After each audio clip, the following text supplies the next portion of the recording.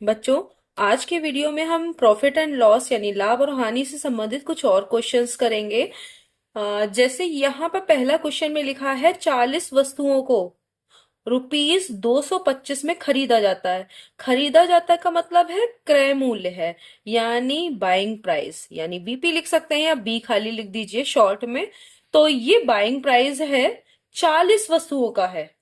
ठीक है, तो ये ध्यान रखना है कि ये 40 वस्तुओं का बाइंग प्राइस है, यानी एक वस्तु का नहीं है, ये आपका 40 वस्तुओं का दिया है। जबकि 50 वस्तुओं को, अब ध्यान दीजिए, 225 में बेचा जाता है। बेचा का मतलब सेलिंग प्राइस। ठीक है, तो ये हो गया। प्रतिशत हानि निकालनी है, तो आपको क्या करना है कि जो ये 40 वस्तुओं का क्रय मूल्य दिया हुआ है, तो एक वस्तु का क्रय मूल्य निकाल लीजिए, और इससे 50 वस्तुओं का विक्रय मूल्य दिया है तो एक वस्तु का विक्रय मूल्य निकाल लीजिए। ठीक है, तो हमें कैसे करना है ये, कि लिखेंगे हम, चूंकि 40 वस्तुओं का क्रय मूल्य कितना दिया है आपको, 225 रुपए। ठीक है, तो एक वस्तु का आप ये तो जानते हैं कैसे निकालते हैं, तो 225/40 हो जाएगा, इतने रुपए। ये क्या हो गया, 40 वस्तुओं का। अब आपको निकालना है, ये क्रय मूल्य निकल आया किसका, एक वस्तु का। ठीक है, एक वस्तु का। अब इसी तरीके से, चूंकि 50 वस्तुओं का, हम ऐसा कर क्यों रहे हैं आपको अभी पता चलेगा। 50 वस्तुओं का विक्रय मूल्य, देखिए है ना, बेचा जाता है, बेचे का मतलब क्या है, विक्रय मूल्य यानी सेलिंग प्राइस। मूल्य आपको कितना दिया, 225। मतलब 40 वस्तुओं को खरीदा 225 में, है ना, और 50 वस्तुओं को 225 में ही बेचा है। तो अब आपको पता ही चल रहा होगा कि हानि हो रही है। तो कितनी हानि होगी यहां से देखेंगे, तो एक वस्तु का विक्रय मूल्य क्या हो गया, 225/50 रुपए। हो गया कि नहीं हो गया। अब क्या हुआ है, बेचा है कम में, है ना, और खरीदा है ज्यादा में, तो क्या हो जाएगा, हानि होगी। तो आपको हानि निकालनी है, तो क्या करना पड़ेगा, क्रय मूल्य में से विक्रय मूल्य को घटाना होगा। आप जानते हैं कि अगर प्रॉफिट होता है, प्रॉफिट यानी पी, तो क्या होता है, सेलिंग में से बाइंग प्राइस को घटाते हैं। लेकिन जब लॉस होता है तो बाइंग में से सेलिंग को घटाया जाता है, क्योंकि क्रय मूल्य ज्यादा होता है, खरीदने का मूल्य ज्यादा होता है, बेचने का कम। ठीक है, तो आपका हानि कैसे निकालेंगे, आप लिखेंगे 225/40 माइनस 225/50 हो गया। अब यहां पर देखिए कुछ कॉमन ले सकते हैं, 225 बटे, देखिए 10 कॉमन ले लिया। यहाँ पे भी देखिए 225 ऊपर में और 10 नीचे कॉमन है, तो ये दोनों में से ले लेंगे, तो 1 बटे यहाँ हो जाएगा 4 माइनस 1/5। तो ये हो गया आपका 225/10। और यहाँ पर क्या हो जाएगा, 5 माइनस, देखिए इसको इस तरह से करेंगे, यहाँ इसका एलसीएम आ जाएगा 20, और यहाँ आएगा 5 और यहाँ आएगा 4। ये कई बार से आप करते आ रहे हैं, तो ये मैं ऐसे नहीं बता रही, लेकिन अगर आपको फिर भी कुछ बच्चों को प्रॉब्लम है, तो 4 5 20, इसका एलसीएम हो गया। अब यहाँ पर 4 से 5 20 को अगर भाग देंगे तो कितना आएगा। एक बात को बहुत ध्यान कर लीजिए कि जब इस तरीके के जब परिमेय संख्याओं को हल किया जाता है, तो पहले एलसीएम लिया जाता है इन हरों का। ठीक है, तो ये हर है, ये हर है, इनका एलसीएम लेंगे तो 4 5 20 आएगा। ठीक है, और उसके बाद जो एक एक एक परिमेय संख्या को देखिए, दूसरे को, पहली वाली परिमेय संख्या का हर जो है उससे इस वाले में भाग दिया जाता है, तो 4 5 20। भाग देने पर जो भागफल आता है यानी 5 आ गया, उसको अंश से, ये अंश 1 है, उससे गुणा की जाती है। तो कुछ भी हो, यहाँ पर अंश उससे गुणा करेंगे तो यहाँ 1 है, तो यहाँ पे क्या आ जाएगा 5, और यहाँ पे कितना आ जाएगा 4, इस तरह से करने पर। तो आपका ये हो गया 225/10 गुणा 1 बटा, कितना हो गया देखिए, 1/20 हो गया। 5 में से 4 गया तो 1/20, ये आपका क्या हो गया। अब इसमें क्या करेंगे कि आप जो है वो काट भी सकते हैं, क्योंकि यहाँ पर आप देख रहे हैं कि कट भी सकता है, लेकिन आपको काटने से ज्यादा, यहाँ पर देखिए, यहाँ 225 ऊपर हो गया और यहाँ 200 नीचे हो गया, क्योंकि 20 को 10 से करेंगे, तो ये आपका हानि आ गई, यानी लॉस। अब लॉस का प्रॉफिट, क्योंकि यहां पर हम सॉल्व क्यों नहीं कर रहे, क्योंकि आगे भी हमें और सॉल्व करना है। तो हम अपना 2 बार टाइम वेस्ट करेंगे तो वो कंपटीशन में दिक्कत होगी। तो आपको टाइम की ही वैल्यू ज्यादा है तो लॉस परसेंटेज आप निकालेंगे तो क्या होता है, अगर आपको लॉस पता है तो लॉस गुणा, ध्यान दीजिएगा, लॉस गुणा क्या करते हैं आप 100, और बटे में क्या होता है आपका, हमेशा लॉस परसेंटेज को या प्रॉफिट परसेंटेज को क्रय मूल्य यानी बाइंग प्राइस पर ही देखा जाता है। तो लॉस आपका कितना है, देखिए यहां पर आप कैलकुलेशन फिर से होगी तो आपने यहां की छोड़ दी, यहां पे नहीं करी क्योंकि आपका 2 बार टाइम लगता। तो लॉस के लिए आपका आ गया 225। अब बटे वाला जो है वो हर में ही जाएगा, 225 बटे 200 था कि नहीं था, तो 200 आप नीचे कर दीजिए, गुणा में 100 है। अब बाइंग प्राइस क्या है, प्राइस है। अब देखिए यहां पर था आपका विक्रय मूल्य था 225 बटे 50 और क्रय मूल्य एक वस्तु का है 225 बटे 40। तो आप यहाँ पर 225 बटे क्या करेंगे 40, यहां पर क्या कर देंगे क्रय मूल्य बी, ठीक है। तो ये यहाँ पे है, तो ये चीज मैं अभी आपको दिखा दे रही हूँ। ये एक वस्तु का बाइंग प्राइस है ये वाला, और ये सेलिंग प्राइस है ये वाला, ठीक है। और लॉस आपका ये है, ठीक है। तो आपने इस तरीके से कर लिया। अब देखिए हमने कैलकुलेशन यहां पर क्यों नहीं की थी, क्योंकि यहां पर देखिए 225 से 225 डायरेक्ट कट रहा है कि नहीं कट रहा है, तो आपको यहाँ पर करने की जरूरत नहीं है ना। अब यहाँ पे आराम से कट गया आपका, और यहाँ 2 0, ये 2 0 कट गए। अब 2 से 40 को काटेंगे तो 20 आएगा कि नहीं, तो लॉस परसेंटेज क्या हो गया 20% आराम से आपका निकल गया। तो यहाँ देखिए कैलकुलेशन इजी हो गई। अगर आप यहाँ भी करते फिर यहाँ पे वापस से आपको करनी पड़ती तो 2 बार का टाइम आपका जो वेस्ट होता, तो आपका 1 बार का टाइम बच गया। तो आपने इस तरह से कर लिया। ऐसा ही देखिए ये भी एक सवाल है, मैंने इसीलिए 2 3 सवाल इस तरह के लिए हैं कि आपको इससे आसानी समझ जाए। 58 वस्तुओं को 550 में खरीदा जाता है, तो ये बाइंग प्राइस है कि नहीं है, मगर ये कितने का है आपको इन पे ध्यान देना होगा। ये 58 का है बाइंग प्राइस, जबकि 50 को 550 में बेचा जाता है। तो आपको लाभ होगा कि नहीं, क्योंकि भाई ज्यादा वस्तुओं को खरीद रहे हो आप इतने रुपए में और कम वस्तुओं को बेच रहे हो इतनी उतने ही रुपए में, तो आपको प्रॉफिट हो रहा है। जैसे यहाँ पे क्या कर रहे थे, कम वस्तुओं को जितने रुपए में खरीदे थे और ज्यादा वस्तुओं को उसमें बेच रहे थे तो आपको लॉस हो रहा था, यहाँ पे प्रॉफिट हो रहा है। और बिल्कुल जस्ट वैसा ही क्वेश्चन है जैसा कि ये करना है। तो आपको क्या करना है, ये सेलिंग प्राइस है, कितने का है ये 50 का, ठीक है। और यहां पर यही चीज बाइंग प्राइस में है, तो आपको एक वस्तु के लिए निकालना है। तो अभी हमने जैसे यहां पर किया था, तो आपको अगर शॉर्ट में यही सवाल बिल्कुल ऐसा ही होगा, तो आप शॉर्ट में इसको कैसे वहां पर करोगे कॉम्पिटिटिव एग्जाम में, एक वस्तु का निकालना है तो यहां पर सीधे लिखोगे। ये आपका पहला वाला क्वेश्चन को यहां तक हो गया, तो आपको इसमें समझ में आ गया होगा। दूसरे में अगर हमें करना है तो आप करेंगे एक वस्तु का क्रय मूल्य यानी बाइंग प्राइस बी लिख देते हैं शॉर्ट में। वो कैसे होगा, देखो बी क्या हो जाएगा 550 बटे 58 हो जाएगा कि नहीं, जैसे हमने यहां पे किया था। तो डायरेक्ट आप अब देखिए एक में मैंने इसीलिए लॉन्ग प्रोसीजर से बता दिया, बी को डायरेक्ट आप लिख सकते हो 550 बटे 58। और सेलिंग प्राइस एक वस्तु का है ना, एक वस्तु का सेलिंग प्राइस एस क्या हो गया 550 बटे 50। समझ गए कि नहीं हो गए, बिल्कुल ऐसा ही कर दिया। अब प्रॉफिट, अब इसमें तो प्रॉफिट हो रहा है क्योंकि आप ज्यादा वस्तुओं को उतना ही पैसे में खरीद रहे हो और कम वस्तुओं को बेच रहे हो उतने ही पैसे में, तो इसका मतलब आपको प्रॉफिट हो रहा है। तो प्रॉफिट कैसे निकलेगा, प्रॉफिट आप जानते हो, प्रॉफिट के लिए सेलिंग में से बाइंग घटाया जाता है। अब देखिए लिखना आपका कम हो गया, जैसे ही लिखना कम होगा तो वहां पर आपका टाइम सेव हो जाएगा। 550 बट्टे 50 और -550 बट्टे 58। अब देखिए 550 को आप क्या करेंगे कॉमन ले लीजिए। अब यहाँ पे आपको एक चीज कॉमन हो गई तो आपको यहाँ पर क्या हो जाएगा 1/50 -1/58 ऐसे ही हो जाएगा कि नहीं हो जाएगा। और इसके बाद आप क्या कर सकते हैं 550 गुणा, अब देखिए इधर 58 आएगा जैसे यहां पे हुआ था, इधर 58 इधर 50, तो 58। अब यह देखिए यहां हो गया 58 -50 और नीचे में क्या होगा 50 गुणा 58, यानी यही तो है। आप इन दोनों की गुणा को यहाँ पे लिखेंगे, ठीक है।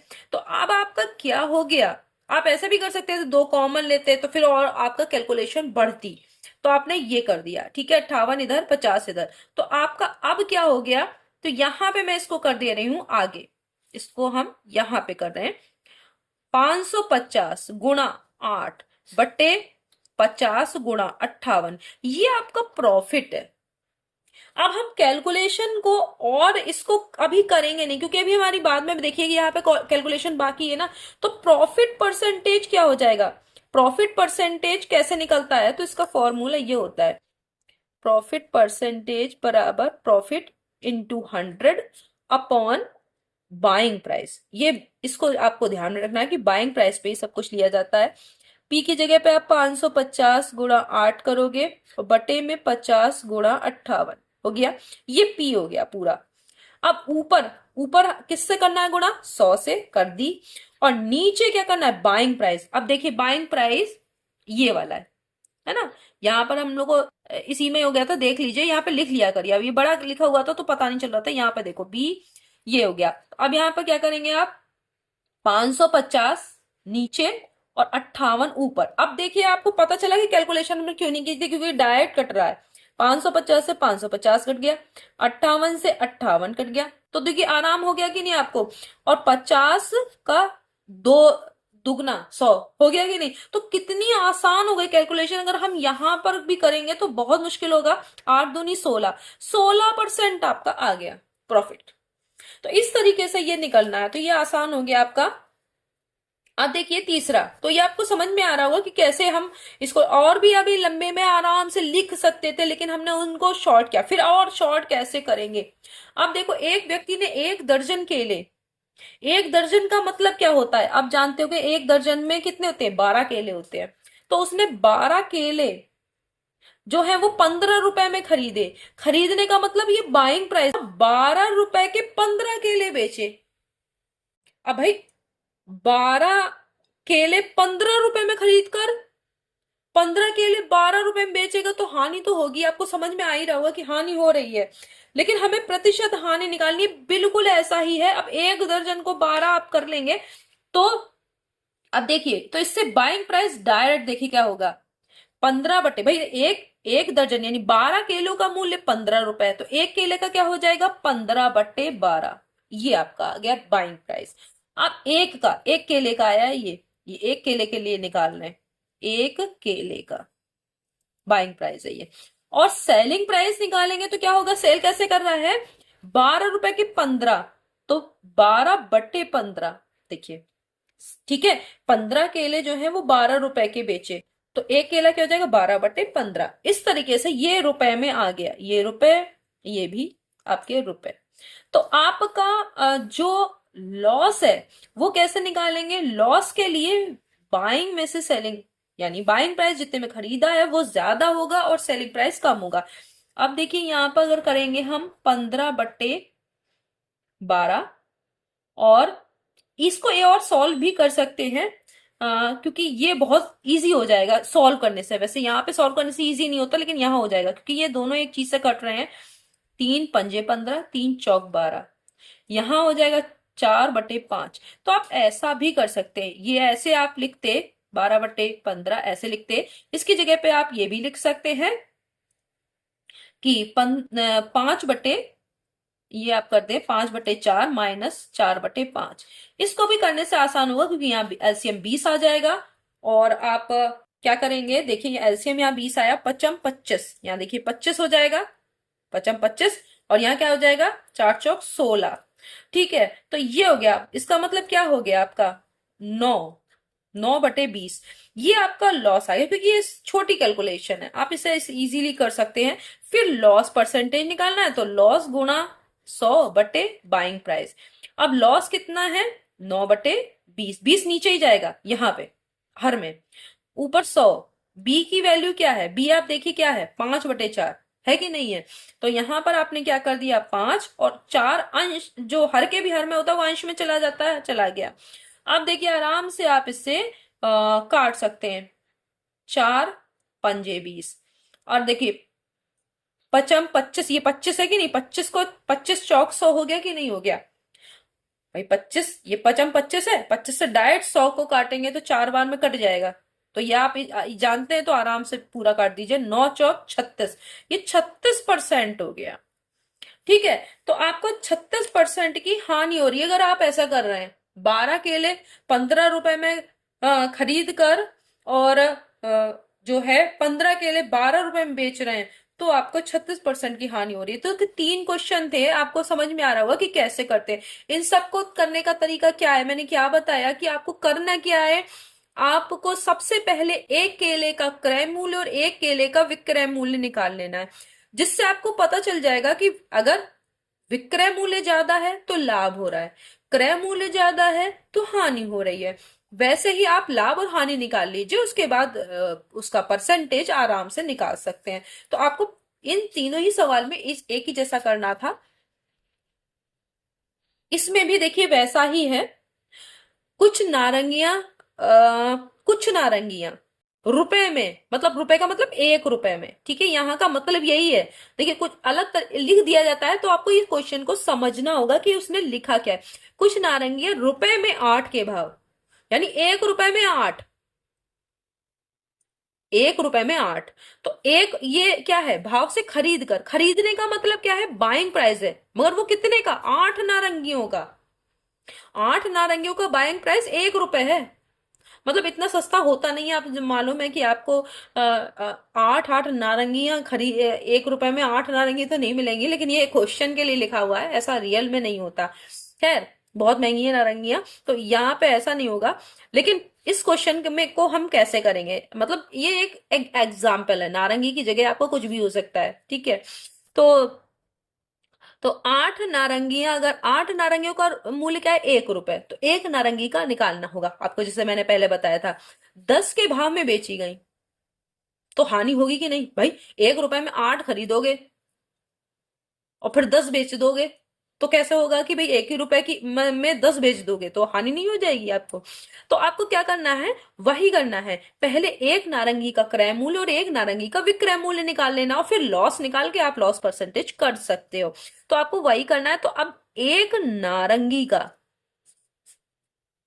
उनको बाइंग प्राइस सरल करने के लिए, मतलब आप कम कम लिखो, इतना भी लिखने की वहां जरूरत नहीं है, आप डायरेक्ट कर सकते हो। एक नारंगी 1 रुपए में, एक नारंगी का बाइंग प्राइस क्या हो जाएगा, 1 रुपए बटे 8 हो जाएगा कि नहीं भाई। चूंकि 8 नारंगी है 1 रुपए में, तो एक नारंगी 1/8, ये बाइंग प्राइस हो गया। अब एक नारंगी का ही सेलिंग प्राइस, यानी बेचा गया, वो क्या हो जाएगा, 1 रुपए में 10 करिए तो 1/10 हो गया। अब ये तो बहुत आसान है। और इसके बाद आपको लॉस निकालना है भाई।